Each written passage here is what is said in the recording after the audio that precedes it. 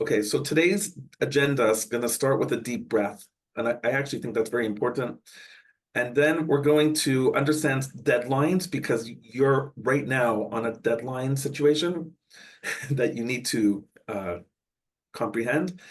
We're going to get you on the right footing to start out right. I'm going to explain how the workflow of how, so you understand where each piece falls into place in order to finish this part of the court case. We're going to discuss the specific forms to complete. We're going to go through the forms, and at this stage, that's where we'll take our break right before we actually go through the forms. I'm going to add some things that you should actually not say in your materials. And I was thinking about this specifically for respondents because I see this a lot. So I've added this.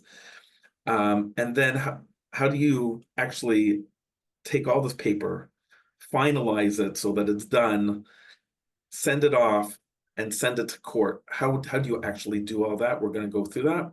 And then lastly, there's going to be Q&A if there are questions. If there are questions during this program, please ask them. We will stop and we will answer them. That's just the way this is. It's interactive that way.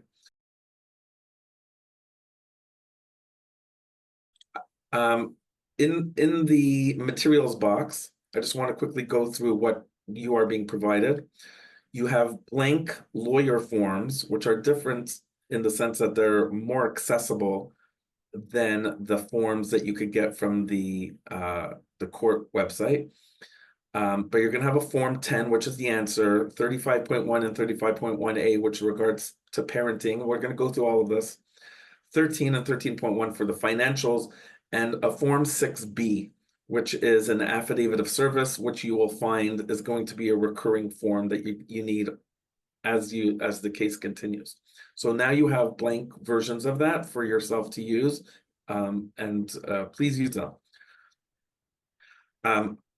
I've put together a very sample Form 10 answer, so you can look at it and see what it could look like. And I'm going to show you some deficiencies in it, but I'm also going to explain to you how you have a lot of maneuverability within that form. So you'll be able to know that you're on the right track. We're going to talk about folders and keeping yourself organized.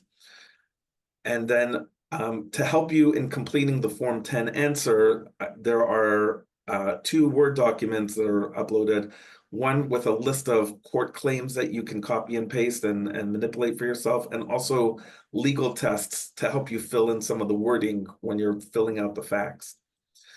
And lastly, these slides will be uploaded after the presentation.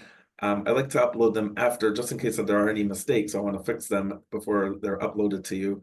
But all of the links to the third-party websites are going to be available through the slides here. So you don't have to jot everything down. You will get a copy of all this.